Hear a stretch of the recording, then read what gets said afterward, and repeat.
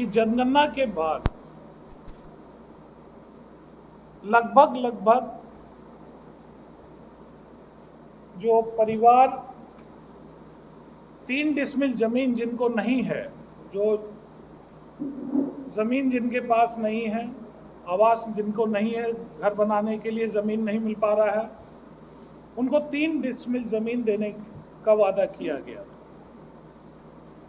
लेकिन जून 2022 से शुरुआत होने के बाद आज हम लोग 2025 में बैठे हैं, मई में, लगभग 3 साल हो जाने के बावजूद बिहार सरकार ने अब तक उन 94 लाख परिवारों को ना तो राशि दी है और ना ही 3 डिसमिल जमीन उन लोगों को दिया गया है।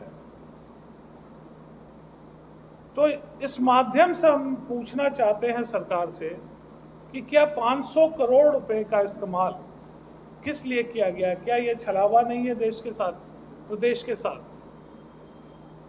उसके बाद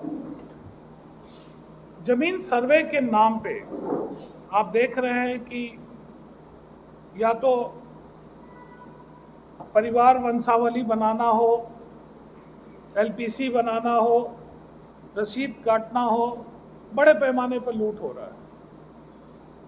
लेकिन जमीन सर्वे का काम अभी तक शुरू नहीं हुआ। तो ये सवाल पैदा होता है कि कब तक बिहार की जनता चली जाएगी। इसी उद्देश्य से जनस्वराज के द्वारा आज से बदलाव का हस्ताक्षर एक अभियान शुरू किया जा रहा है और इस हस्ताक्षर अभियान का शुरुआत मुख्यमंत्री जी के गांव से, जो कल्याण बिघा है, वहां से प्रशांत जी आज शुरू कर रहे हैं, ताकि कम से कम ये तो पता चले कि जिस प्रदेश के मुख्यमंत्री जिस गांव के हैं, उस गांव के लोगों को इस योजनाओं का लाभ मिला है कि नहीं मिला। इसी कड़ी के तहत आज धमदाहा में हम लोगों ने ये निर्णय लिया है कि यहाँ से शुरुआत की जाएगी। इस प्रेस कॉन्फ्रेंस के बाद आम जनताओं के बीच में जाकर के ये 3 सवाल पूछना है। पहला सवाल है, 2023 की जातीय जनगणना में चिन्हित 94 लाख गरीब परिवार को 2 लाख रुपए की सहायता राशि कब मिलेगी? दूसरा सवाल है, 50 लाख भूमिहीन दलित और अति पिछड़ा परिवार को घर बनाने के लिए 3 डिसमिल जमीन के वादे का क्या हुआ? और तीसरा सवाल है, भूमि सर्वे के नाम पर वंशावली बनाने, रसीद काटने और जमीन के दाखिल खारिज और जवाबंदी में लूट कब तक रुकेगी? तो इससे संबंधित अगर आपका कोई सवाल हो तो आप सवाल ले सकते हैं। बिहार में जो भ्रष्टाचार चरम पे है, इस पर आपकी पार्टी क्या है? जैसा कि आपको बताया कि ये तीसरा सवाल क्या है, तीसरा सवाल आपके सवाल से ही संबंधित है कि आज जो है ये भूमि सर्वे के नाम पे आप गांव में चले जाइए, आपको नजर आएगा कि हर एक कोई ब्लॉक का चक्कर लगा रहा है, कोई वंशावली बना रहा है, कोई रसीद कटवा रहा है और ब्लॉक को पता है कि भाई इनको ज़रूरत है और एक तरह का ये हवा बना दिया गया है कि अगर सर्वे में आपका नाम नहीं आया तो आपकी ज़मीन चली जाएगी, जिसके डर से लोग जहां 10 रुपये खर्च है वहां 500 रुपये तक खर्च करने को तैयार है।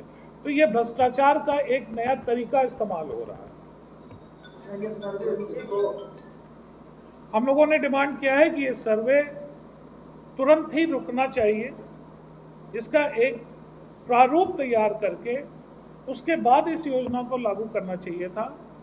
जनस्वराज का मानना है कि ये सर्वे परिवार को परिवार से लड़ा रहा है, इसको अभी रोक देना चाहिए। आपकी पार्टी जो है 17 मई से हस्ताक्षर अभियान चालू होने वाला था, तो ये कब तक चलेगी? ये जब तक 1 करोड़ लोग का हस्ताक्षर कराने के बाद बिहार सरकार को दिया जाएगा और बिहार सरकार उसके बाद भी अगर सुनवाई नहीं करती है तो अगले सत्र में विधानसभा का घेराव का निर्णय लिया गया है।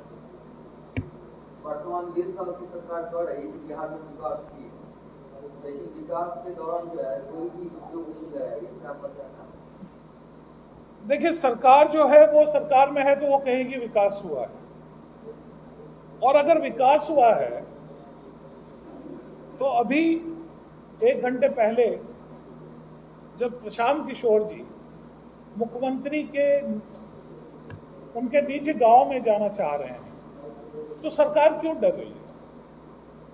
वो वहां पे कोई जनसभा तो करने जा नहीं रहे, वो सवाल पैदा करने जा रहे हैं कि भाई जो ये बिहार सरकार की योजनाएं चल रही हैं कम से कम मुख्यमंत्री के गांव में मिला है कि नहीं मिला, तो फिर किस बात का डर है? तो ये अपने आप में एक सवाल पैदा करता है कि किस तरह का विकास हुआ है कि जहां मुख्यमंत्री ही डर रहे हैं कि मेरे गांव लोग जाकर के ये पता न कर लें।